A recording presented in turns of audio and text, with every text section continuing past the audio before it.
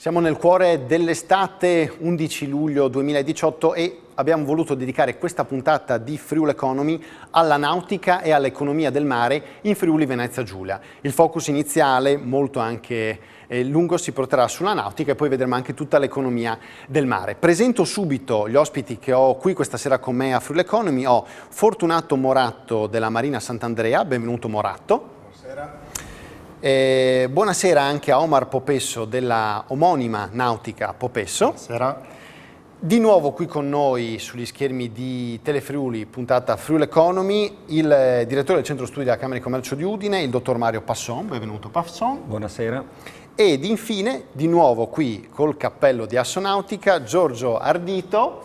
Sono senza cappello, ma insomma. Senza cappello, Buonasera. però insomma il senso è quello. Avremo modo anche poi nell'economia del mare di fare qualche passaggio anche sugli altri incarichi che ha Ardito. Allora, è una puntata carica di slide che ci sono state fornite appunto dal Centro Studi della Camera di Commercio di Udine. Ringraziamo il dottor Passone e anche i suoi colleghi e collaboratori per questo. Partirei col primo cartello nel quale parliamo degli indicatori sulle unità da diporto nautico. Chiederei al dottor Passone se può spiegarle per iniziare a centrare un po' la puntata di questa sera, partendo un po' da questo confronto Friuli Venezia Giulia Italia, quelli che sono un po' gli indicatori più rilevanti, dottor Passone. Sì. Qui si parla di nautica, i dati sono del Ministero delle Infrastrutture e dei Trasporti. Naturalmente vanno letti e contestualizzati sia per quanto riguarda il Friuli Venezia Giulia sia per quanto riguarda l'Italia. Cosa ci dicono? Ci dicono l'importanza di questo settore nell'economia del Friuli Venezia Giulia, ma non solo, anche dell'Italia. Partiamo dalla geografia. La geografia ci dice che i confini dell'Italia sono per 3/4 fatti dal mare, quindi il mare è importante, è un fattore, un fenomeno importante sia dal punto di vista sociale che dal punto di vista economico.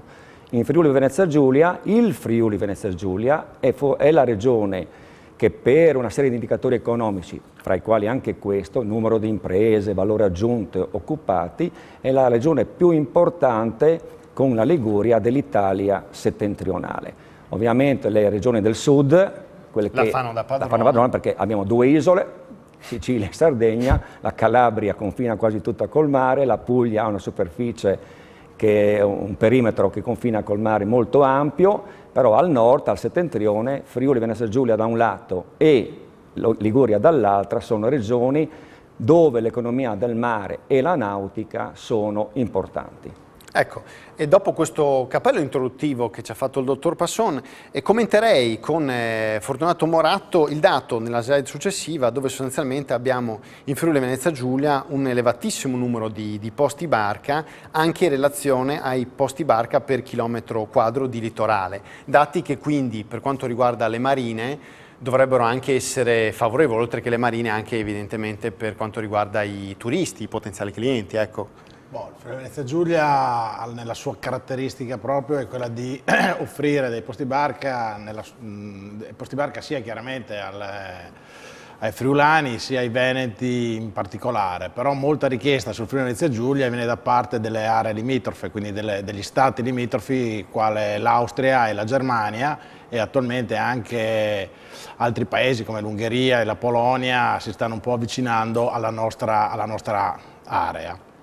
Ecco, come Marina Sant'Andrea, che sviluppi avete avuto in questi anni e se vedete insomma un mercato che sta andando in senso più favorevole, stazionario, negativo, come la vedete da questo punto di vista? Ma diciamo che negli ultimi 2 anni, insomma, dopo il problema, chiamiamolo Monti, che vogliamo dare la colpa a Monti, ma la situazione sta riprendendo sia a livello di posti barca, molto lentamente, però a livello di refitting e di rimessaggio di imbarcazione questo sta crescendo ancora di più. Cioè il fatto che noi come Marina Sant'Andrea o Shipyard Marina Sant'Andrea, però tutta la caratteristica del Friuli Venezia Giulia, permette a imbarcazioni di un certo tipo, piccole o grandi, anche se noi ci stiamo allineando su quelle più grandi, e alla grande capacità dei nostri artigiani di offrire un servizio superiore, decisamente superiore in Adriatico. Quindi Friuli Venezia Giulia potrebbe essere un punto di riferimento. Noi come Marina Sant'Andrea abbiamo dei fiori all'occhiello come assistenza specializzata, noi lavoriamo siamo punto vendita e assistenza per tutto l'Adriatico per le imbarcazioni in Outer Swan, che sono imbarcazioni costruite in Finlandia e sono chiamati cigni del mare, sono le barche più belle al mondo, uno dei cantieri più vecchi, diciamo, con più di 2000 barche prodotte che attualmente vanno dal 50 piedi fino al 130 piedi. Poi facciamo centro assistenza per il cantiere nautico Solaris, per le barche a vela, mentre come barche a motore facciamo centro assistenza per il cantiere San Lorenzo, questo sempre per tutto l'Adriatico. Ecco, invece con Giorgio Ardito di Assonautica, vediamo anche ad esempio il cartello sulle marine del Friuli Venezia Giulia, che sono svariate, abbiamo visto anche i dati che prima ha fornito il dottor Passon. Come trend a livello globale e anche di quelli che sono gli iscritti di Assonautica, come sta andando, insomma, come stanno andando questi ultimi anni dopo un periodo in generale che ha riguardato l'economia italiana molto complicato? Allora, Assonautica è un'associazione che fa capo alla Camera di Commercio, è una rete tutta italiana, un'Assonautica esiste anche a Trieste e raccoglie sia i porti turistici come le nautiche, le cosiddette nautiche, cioè le associazioni no profit, come non so, ad esempio una molto importante che c'è qui lei è Nauti7. Ma raccoglie anche Confartigianato, la CNA, la Confcommercio, la Confindustria, Confagricoltura. Ecco, la cosa positiva di Assonautica è che, e lo abbiamo insomma dimostrato in questi anni, ormai a dicembre ne compiamo 10, è quella insomma di cercare di portare avanti o di fare lobby, per usare un termine così un po' più di moda, insomma, di portare avanti le esigenze del mondo complessivo della nautica, non quindi solo di parlare, di portare avanti i desiderata dei porti turistici senza vedere appunto l'altra parte del mondo, appunto, che sono queste proprio con lei associazioni. Ardito, utilizzando quella che è stata la sintesi realizzata dal dottor Passon sul sistema nautico del Friuli Venezia Giulia, punti di forza, punti di debolezza. Su quali di questi Assonautica si è mossa in questi anni? Ma in questi anni abbiamo sicuramente portato avanti un discorso che riguarda la litoranea veneta, che è un'infrastruttura militare costruita a ridosso della Prima Guerra Mondiale e che però è una possibilità unica per sviluppare il diportismo nautico. Nella parte veneta magari questo asset è già stato valorizzato, speriamo, noi l'abbiamo fatto con diversi convegni, di riuscire a farlo anche appunto nella parte friulana. E poi ecco, un'altra attività importante che abbiamo portato avanti in questi anni è stata seguire la legge regionale sulle concessioni demaniali, che chiaramente toccava da vicino la nautica da diporto, sia per i porti turistici che appunto per le cosiddette nautiche. E questo l'anno scorso ci ha veramente impegnato molto.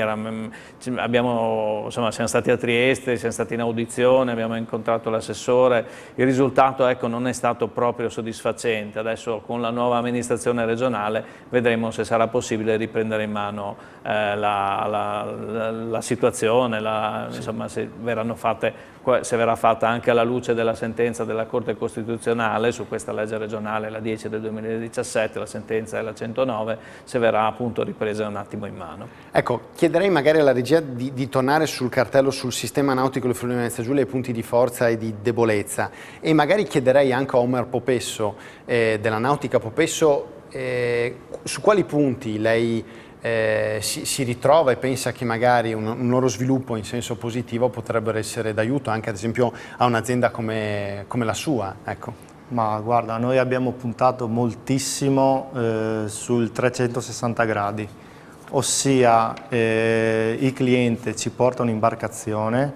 e noi dobbiamo continuamente coccolarla, ossia dal motore al refitting, alle tappezzerie, la barca deve essere per il cliente un giocattolo. Quindi secondo me in Friuli, nella nostra zona, siamo bravissimi a fare questo, ossia coccolare il cliente. Ma avete clienti soprattutto friulani, italiani oppure che vengono anche dall'estero? Noi abbiamo clienti italiani, friulani, veneti e anche austriaci e croati, quindi cerchiamo di soddisfare tutta la clientela. Ogni clientela ha il suo, diciamo, punto di forza. Di forza, quindi noi cerchiamo di accontentare un po' tutti. Ecco, ma io volevo chiedere a Mario Passon, lei aveva fatto questa sintesi, no, sul sistema nautico, punti di forza, punti di debolezza. Secondo lei, sui punti di debolezza, quali sono le cose dove servirebbe un intervento immediato, un po' qua in Friuli Venezia Giulia? Ricordiamo che ci sono stati elencati canali con scarso fondale, viabilità difficoltosa, organizzazioni polverizzate dei servizi della nautica. Ma io mi sono rifatto a uno studio dell'Università di Trieste di qualche anno fa. Partiamo dai punti di forza, perché le 24 marine sono punti di forza e lì dentro ci sono le imprese e ci sono grandi professionalità. Gestire una barca, un super yacht non è facile, quindi che richiede grande professionalità. Il problema dei fondali c'è sempre stato. D'altra parte abbiamo molta spiaggia e quindi il vicepresidente di Assonautica Ardito parlava di litoranea veneta. Però la litoranea veneta richiede anche una manutenzione. È uno dei progetti più importanti del Friuli Venezia Giulia. Io mi ricordo che era inserito nel primo programma quinquennale di sviluppo della regione, quindi addirittura da metà degli anni 60, tanto quando è nata la regione sostanzialmente, quindi 66, 67, 70, per dire quanto fosse importante questa linea di comunicazione. Quindi fondali bassi. Uno dei problemi, indubbiamente, della nostra economia, non della nautica, è che siamo piccolini, quindi bisogna far rete. Credo che Assonautica sia nato anche per questo. Ecco, sul tema della dimensione, dato che qua abbiamo anche due aziende presenti, farei una riflessione. Adesso ci dobbiamo però fermare un attimo per una breve interruzione pubblicitaria e poi torniamo su questa riflessione anche sulla dimensione di azienda.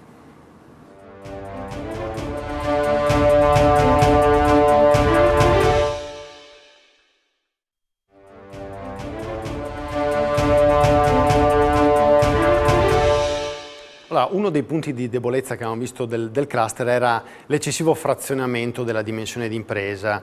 E abbiamo due aziende qua presenti del settore, la Nautica Popesso e la Marina Sant'Andrea. Domanderei innanzitutto a Popesso, negli ultimi 5 anni, se la sua azienda è cresciuta come dimensione, come numero di dipendenti, come fatturato e quali sono anche le prospettive per i prossimi 5 anni. Allora, noi siamo cresciuti negli ultimi 5 anni, diciamo da 5 dipendenti a 14. Quindi praticamente siete quasi triplicati. Triplicati, da un capannone siamo passati a 3 e abbiamo moltiplicato i nostri clienti, naturalmente il fatturato, che si è quintuplicato in 5 anni. Ecco, le prospettive per i prossimi 5 anni sono di una crescita così importante ancora? Come lo vede un po' il mercato? Io vedo ancora una crescita nel mercato, perché vedo che la gente comincia a sistemare la sua barchettina di nuovo, comincia a ricambiare il motore, rivedo un po' di amore per la barca, dato anche un po' dall'uscita lenta dalla crisi. Certo, le cose vanno sicuramente di pari passo. E per Marina Sant'Andrea invece, signor Moratto, se ci può dare un po' di numeri come dipendenti, come fatturato degli ultimi anni e quali sono anche le prospettive future per superare in generale, abbiamo visto che nel settore c'è questa polverizzazione. Marina Sant'Andrea, diciamo, come fatturato negli ultimi 2 anni siamo cresciuti non moltissimo, però siamo cresciuti come grandezza di imbarcazioni, cioè abbiamo portato adesso a lavorare barche fino a 30 metri grazie al fondale che c'è sul fiume Ossacorno e quindi diventare veramente un punto di riferimento. Mi riprendo a quanto dice Omar, che è vero, cioè la capacità che abbiamo noi qui in Friuli, oltre alla nostra simpatia, che credo sia dovuta, e anche il fatto che il cliente, come dice Omar, va coccolato. E quindi è giusto il concetto che dice lui, in cui il cliente viene a te, parla dei suoi problemi e tu gli confezioni il prodotto come lui lo vuole, perché per loro la barca è un giocattolo e quindi devono giocare e divertirsi. Dal punto di vista del personale siamo aumentati anche noi di un paio di unità, noi attualmente siamo in 15 diretti nostri, più abbiamo altri 15 artigiani che lavorano continuamente all'interno di noi, e poi facendo appunto centro, quindi per non polverizzare le maestranze, durante i periodi di lavorazione arriviamo a circa una cinquantina di persone all'interno, tra esterni ed interni. Noi abbiamo poi il ristorante, la piscina, queste cose, ma il concetto fondamentale è questo: il cliente va assolutamente coccolato e ascoltato. Bene, e abbiamo anche Giorgio Ardito di Assonautica. Lei prima parlava di questo concetto di rete, di mettere in squadra, ma quali sono stati i vostri risultati per cercare di superare questa ancora eccessiva polverizzazione delle organizzazioni nel settore? Sì, Assonautica è sicuramente un momento di sintesi come dicevamo, delle esigenze appunto di vari attori della nautica. Per superare questa dimensione, questo deficit dimensionale, da diversi di noi, io sono qua anche come porto turistico di Marina 1, anche come consorzio Marina Lignano, dopo vari tentativi alla fine siamo riusciti, Fortunato Morato ne fa parte con Marina di Sant'Andrea, ma ne fanno parte praticamente 20 tra porti turistici, marine e dry marina, da Muggia fino al tagliamento. Siamo sì, una rete, ci chiamiamo FVG Marinas, che almeno a livello italiano non ha pari, a livello, sì, se prendiamo i numeri sia dei posti barca che anche dimensionalmente, ecco. È un percorso che è iniziato 2 anni fa formalmente con la costituzione di questa rete di impresa, e un partner è Promoturismo FVG, con cui organizziamo delle fiere. Siamo stati sia a Düsseldorf che a Thun, quest'anno siamo stati anche a Budapest, una da soli ne abbiamo fatta di fiera a Padova, e questi sono momenti importanti sia per insomma, fidelizzare i clienti dei porti turistici, sia per incontrarne di nuovi.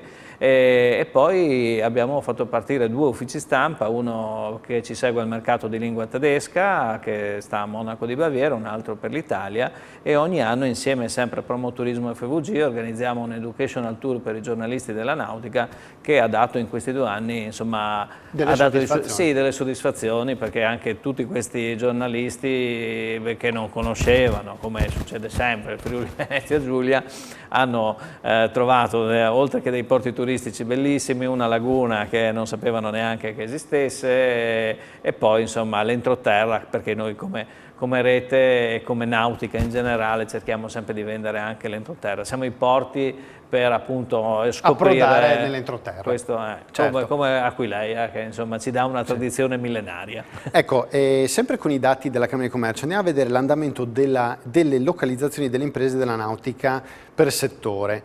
Troviamo dei dati interessanti. Vediamo, dottor Passon, che ad esempio la riparazione e manutenzione di navi e imbarcazioni ha avuto un aumento importante del 60%.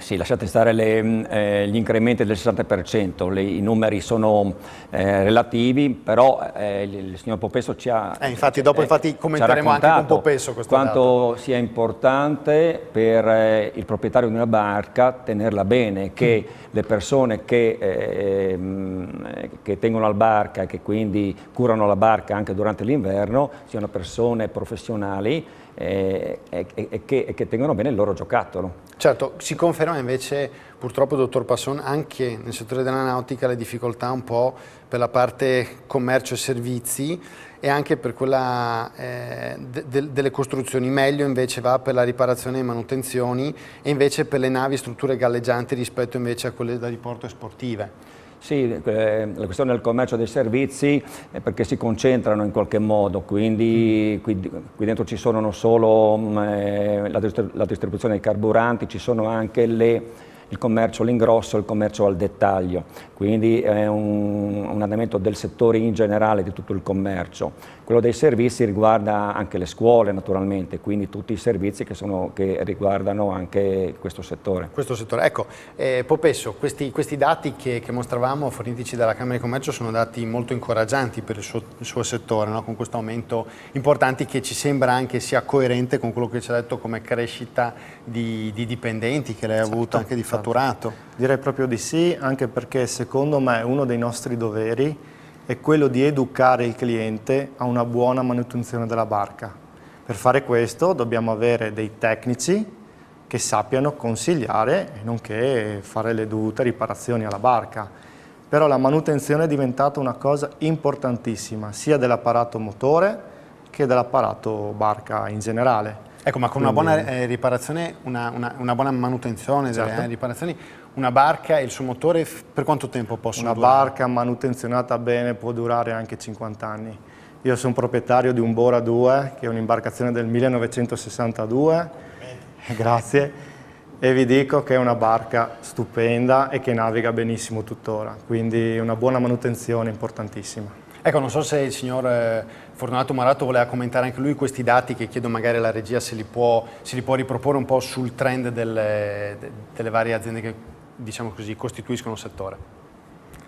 Sì, questi dati, come diceva appunto Passone, sono un po' assolutamente relativi. È chiaro che per quanto riguarda il commercio al dettaglio, Internet viaggia anche sul nostro settore, per cui probabilmente alcuni negozi, alcune attività di questo tipo stanno andando in calo. Mi sorprende il dato delle imbarcazioni, della costruzione in calo, perché voglio dire, noi abbiamo comunque 2 bei cantieri di costruzione in Friuli Venezia Giulia, che è la Solaris per quanto riguarda la Barcavela e Monte Carlo, che stanno producendo molto bene. Purtroppo non per il mercato italiano, gran parte per il mercato straniero, però il mercato sta riprendendo, insomma anche gli ultimi dati dei saloni che vengono fuori da Düsseldorf e adesso Genova, la stessa Genova che è il nostro salone di riferimento, le vendite stanno crescendo, quindi insomma come costruzione. Ecco, vediamo invece il navalmeccanico nell'economia regionale, lo sintetizziamo con questa slide. Dottor Passon, vediamo insomma il navalmeccanico nell'economia regionale è sicuramente un settore importante, vallo a dire in provincia di Gorizia o di Trieste, ecco, sì. Basta fare un nome, basta fare il nome della Fincantieri, ma non so se la Fincantieri, cosa la mettiamo dentro nella nautica? No. Però nel navalmeccanico sicuro. Però fa parte dell'economia, è un'impresa importante dell'economia del Friuli Venezia Giulia, è un'impresa che occupa tante persone e soprattutto esporta tanto e fa grande fatturato con l'export. Sì, quindi meno male che fa parte dell'economia, perché avere anche, voglio dire, aziende di grosse dimensioni comunque è sempre importante per poi trainare tutto l'indotto. Ecco, sì, e sempre col dottor Passon commenterei la slide successiva, quella che riguarda la localizzazione delle imprese della nautica, suddivisa un po' per alcuni comuni. Vediamo anche qui che ci sono dei comuni che stanno, diciamo così, andando molto bene, altri che sono stazionari, insomma, nel complesso insomma comunque un risultato positivo, più 11,8. Sì. Sono tutti comuni del litorale, da Trieste, Monfalcone, Lignano Sabbiadoro, Grado. Grado lì conta anche la pesca indubbiamente, perché Grado fa anche pesca. Muggia, con un grande investimento che ha fatto Muggia alcuni anni fa, e l'ultima San Giorgio di Nogaro, giusto, perché anche leggo male, la San Giorgio di Nogaro. Sì, è San Giorgio di Nogaro. No, sono tutti comuni del litorale, sono tutti comuni che confinano con il mare. Bene, adesso ci fermiamo per questa seconda pausa pubblicitaria e poi torniamo di nuovo qui a Friuli Economy a parlare di cluster della nautica, ma anche di economia del mare. Ci stiamo arrivando.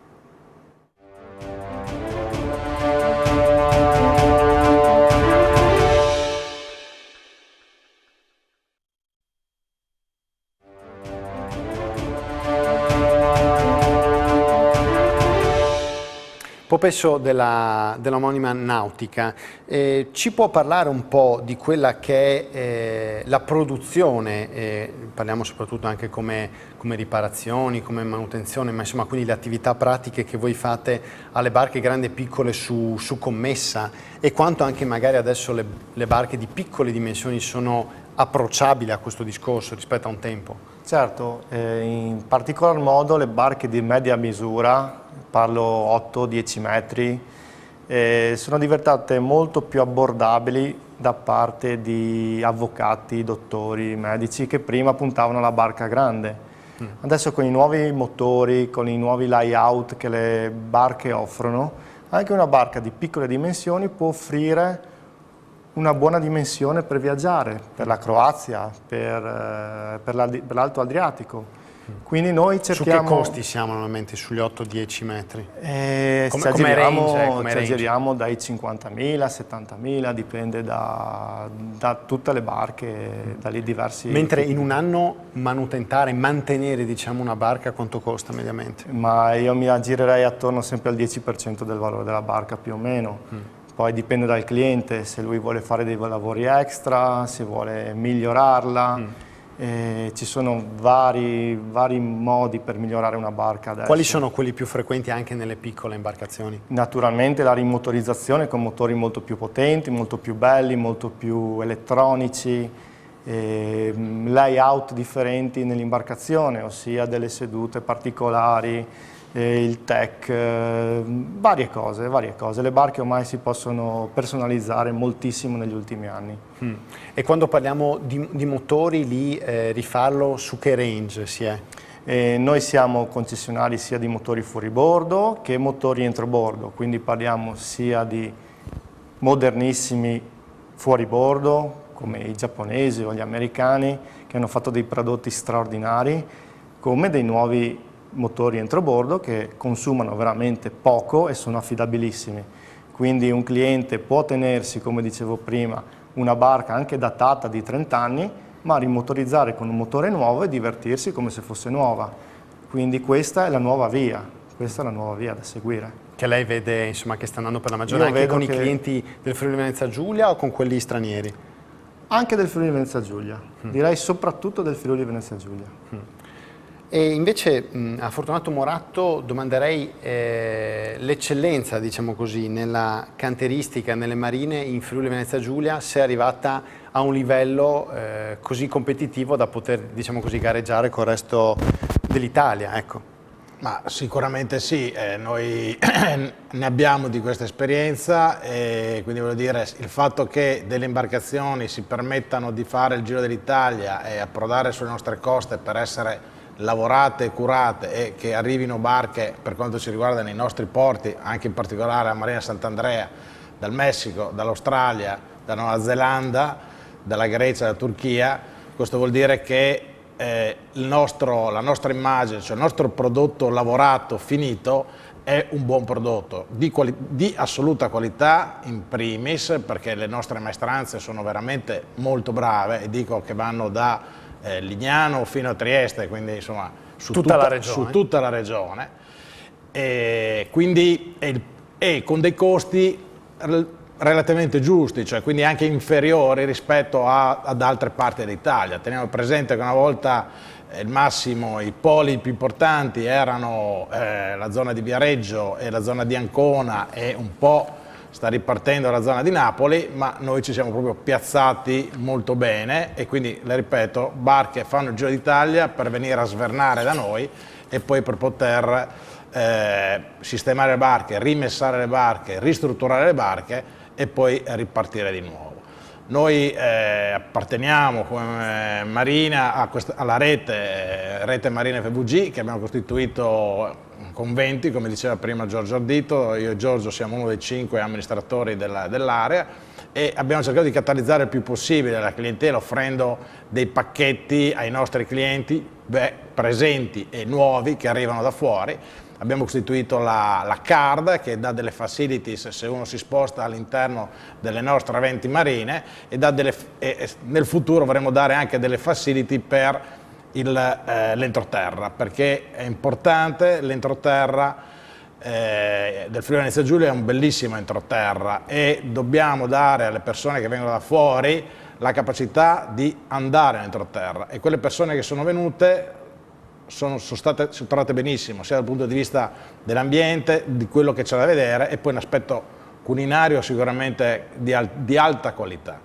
Bene, adesso entriamo nel discorso anche dell'economia del mare e chiederei alla regia di vedere un po' il cartello che aveva preparato sempre Mario Passon, che è molto anche carino graficamente, che sintetizza un po' le anime dell'economia del mare, anche questo nome evocativo. Noi abbiamo visto una parte, chiaramente col cluster della nautica, ci sono molte altre parti. E vediamo quindi la slide successiva, a cui chiederei un commento al dottor Passon, riguardo alla graduatoria regionale secondo l'incidenza dell'economia del mare sul totale dell'economia in regione. È una graduatoria che vede il Friuli Venezia Giulia nella parte medio-alta e assieme alla Liguria, che è assolutamente al primissimo posto, il Friuli Venezia Giulia comunque al secondo posto tra le regioni del nord Italia. Sì, in questo caso si parla di imprese che fanno parte di questa filiera. La slide precedente parlava di filiera, una filiera piuttosto larga. È un concetto degli ultimi 10-15 anni, quello di filiera. Noi abbiamo in testa l'approccio classico all'economia, quindi primario, industria, secondario, commercio e terziario. No, in questo momento, in questi ultimi anni, in questi ultimi decenni, le imprese si sono interconnesse e quindi siamo passati dal concetto di distretto al concetto di cluster, adesso di filiera. Infatti la slide precedente, che è di fonte Unioncamere nazionale, parlava di filiera del coniglio del mare, eccola lì, partendo proprio dalla filiera ittica, che è quella della pesca, che è importante, a Marano è importante, a Grado è importante anche nel resto dell'Italia. Poi quello a fianco, movimento merci e passeggeri. Insomma, anche qui ci sono grandi imprese che fanno anche i traghetti. Poi c'è l'industria estrattiva, c'è l'industria della ricettività, quindi quella legata al turismo, in questo caso marino, ma anche allo sport. C'è anche la cantieristica. Ecco, per quanto riguarda il turismo, il cluster turistico, ci sono due slide. Io chiederei alla regia se riusciamo a vedere la prima, con tutta una serie di dati che chiederei magari ad Ardito di commentare, magari entrando anche nello specifico. Abbiamo visto, sono riguardanti la capacità ricettiva, i posti letto, gli arrivi, le presenze. Diciamo che c'è una importante ancora stagionalità per quanto riguarda il turismo, no? Che vede il 47% degli ingressi turistici nel periodo luglio-agosto. Però indubbiamente dei passi avanti in questo senso si stanno facendo, magari anche grazie al cicloturismo e ai luoghi d'arte. Il cicloturismo è una vera novità di quest'anno, il passo barca che abbiamo fatto partire proprio da Marina 1, quindi tra Lignano e Bibbione, è un successo pazzesco che ci ha messo anche un po' in difficoltà col cantiere che abbiamo lì a Marina 1, proprio perché sì, un afflusso così massiccio di questi cicloturisti che aspettano proprio prima della partenza delle 9, insomma un orario dalle 9 alle 13 e dalle 15 alle 18, ma adesso stiamo vedendo anche con la Lignano Sabbiadoro Gestione, con gli operatori di Bibbione, si addirittura potenziare. Ecco, delle slide che mostravi adesso, questi sono dei nuovi natanti che abbiamo posizionato proprio a Marina 1, c'è un unico prototipo a Rimini, ce ne sono 2 unità invece proprio sul tagliamento a Marina 1, sono un nuovo modo per approcciare una vacanza in marina, per far conoscere anche i porti turistici a regione, che sono dei veri marina resort, che lo siano proprio anche secondo la legge regionale o meno, perché quasi tutti sono dotati di piscina, quasi tutti hanno servizi insomma di prim'ordine. A Marina 1 quest'anno sì, ci siamo adeguati anche con un bel bagno per i diversamente abili che avevamo già, ma l'abbiamo fatto anche in piscina, ma effettivamente tra le asciugatrici, le lavatrici siamo veramente una struttura ricettiva all'aria aperta e lo sono tante delle realtà. Perché sono già state progettate così negli anni 80, negli anni 90, quando la gran parte delle realizzazioni appunto dei porti turistici si sono concretizzate. E questo è qualcosa che non si trova dappertutto, perché i porti turistici che sono definiti marina resort secondo la legge italiana basta che abbiano 8 posti barca, quindi un pontile e non certo delle strutture come quelle che abbiamo su tutto il litorale, da Muggia appunto a Lignano.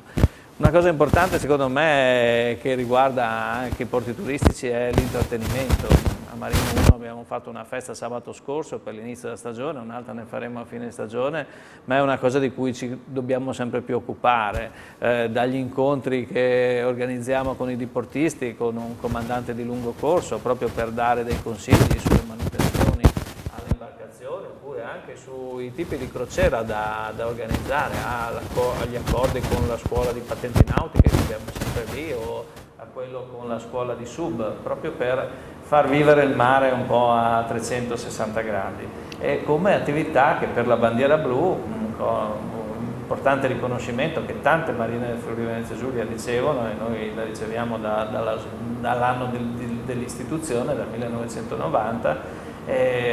Facciamo anche per i bambini, facciamo degli incontri didattici con dei centri estivi per far capire anche ai bambini come funziona un porto turistico, la natura del fiume Tagliamento, nel nostro caso in cui il porto è inserito, e così fargli un po' così, avvicinarli da subito, da bambini, ecco, alla nautica, ecco, in generale. Mi aggancio a quello che stavi dicendo, ho visto per caso un video ieri di giapponesi, di bambini giapponesi, e questi si puliscono le scuole, vengono educati da subito a tenere pulito il loro ambiente, cosa che noi facciamo fatica, e grazie a quello che dice Gio, grazie alla bandiera blu, insomma, all'interno di Marina e al rapporto con le scuole, le nostre marine cercano appunto di portare questo spirito educativo ai ragazzi, perché tutte le marine, insomma, del Friuli Venezia Giulia creano questo tipo di rapporto con la scuola.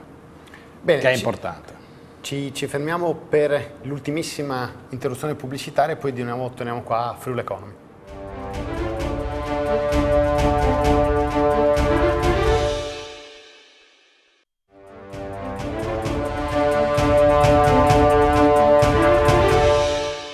All'interno dell'economia del mare, rispetto alle slide che ci ha fornito Passon della Camera di Commercio, ci manca ancora una slide, quella che si riferisce alla clientela di provenienza.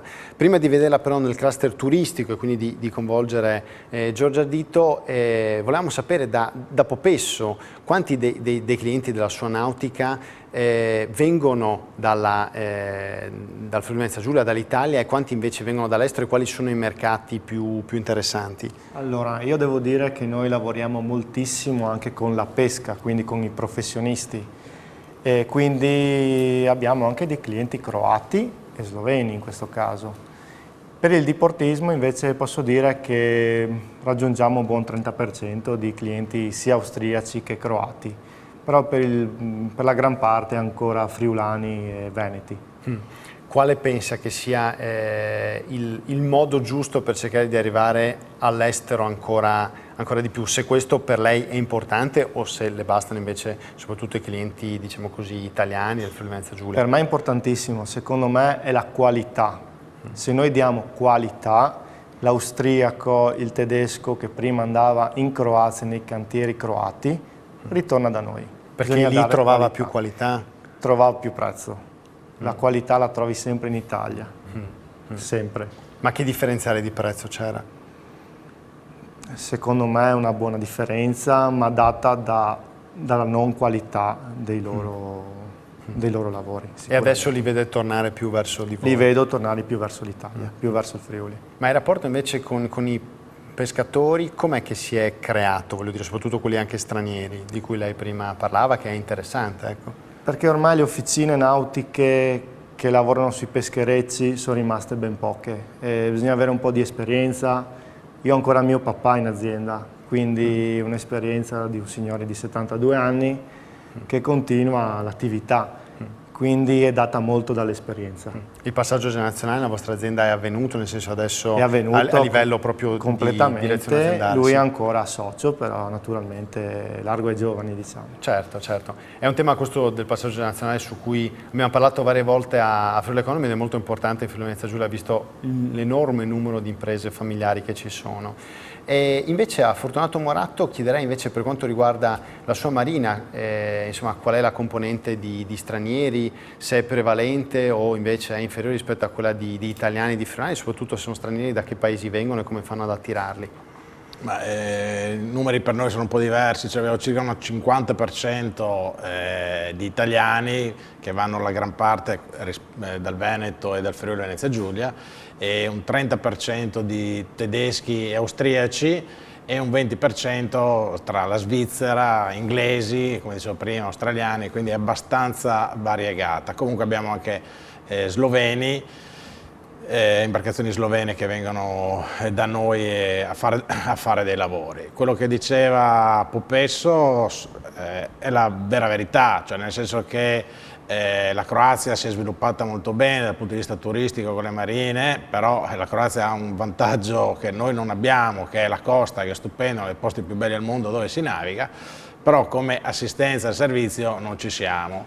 E fortunatamente tutti, italiani e stranieri, hanno capito, va bene, andiamo là a farci le vacanze, però poi la barca ce la portiamo da noi qui, da me, da Popesso o comunque in tutto il Friuli Venezia Giulia per risistemare, in maniera che lui il 1° di aprile, il 1° maggio mette in moto, tutto a posto, collaudata la barca dai nostri tecnici, lui va.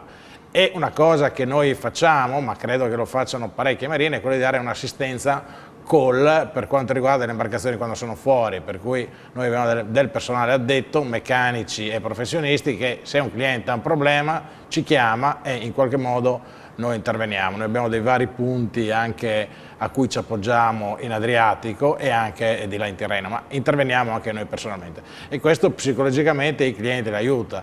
Chiamare un croato, vabbè, non voglio dire altro. Chiederei invece a Passon, sul cluster turistico, vedendo anche un po' il cartello, ci sono le presenze di stranieri e le presenze domestiche. Intravede delle variazioni, dei dati particolarmente, diciamo così, innovativi, significativi come cambiamenti, oppure siamo sempre, diciamo così, all'interno di quello che è l'alveo degli ultimi anni? No, per fortuna siamo fidelizzati. Attenzione, questo è tutto il cluster turistico della regione, certo. Quindi i prodotti sono dal mare alla montagna, alla cultura, alle città, c'è anche l'economia qui dentro, perché questi sono viaggiatori, non necessariamente turisti che vanno a fare vacanza. Dal punto di vista della presenza straniera, la clientela di lingua tedesca è fondamentale, fate un po' la somma, 31 più 25, sì, fa il 60%. Quindi è fondamentale. Poi si muovono queste nuove realtà, nuove, non sono più neanche tanto nuove per la verità, l'Ungheria, Cechia, la Russia. Mi piacciono molto i Paesi Bassi perché questi dati sono un po' vecchiotti, sono del 2016, ma nel 2017 i Paesi Bassi sono aumentati. Ed è un tipo di turismo abbastanza particolare, legato molto alla natura, al verde. Quindi significa che c'è stato anche un progresso in Friuli Venezia Giulia su questo? No, diciamo che la clientela di lingua tedesca, non tutta la Germania, attenzione, e austriaca sono sempre i nostri clienti più importanti. Ecco, Ardito, senza quelli sarebbe durissimo. Beh, sono una realtà di cui sicuramente non possiamo fare a meno, ma che sono anche, insomma, i nostri clienti storici, che sono a noi affezionati e noi a loro.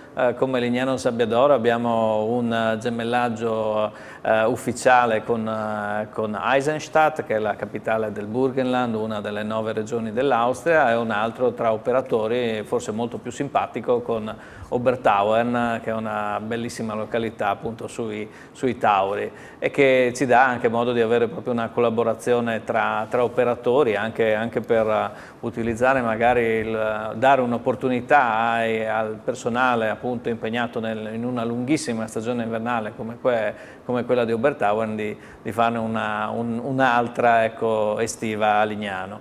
Sì, in questi anni si è visto magari un aumento delle presenze straniere rispetto a quelle italiane, ma anche per forse la crisi economica che è stata, insomma, è arrivata un po' più tardi ed è stata anche un po' più lunga qui in Italia, e poi perché, insomma, piano piano riusciamo a farci scoprire, quando ci scoprono effettivamente una regione così pulita, così ordinata, così ben tenuta, e magari, ecco, ci manca un pochino il sorriso, la simpatia che magari possono avere i romagnoli, però insomma da altri punti di vista una laguna, ce n'è 5 in Europa, la nostra penso che veramente la conoscono in pochi, ma quando ci arrivano, l'abbiamo visto anche con gli educational tour di giornalisti, restano stupefatti, per cui ma io dico, crediamoci, mettiamocela tutta, facciamo rete e sicuramente i risultati arriveranno.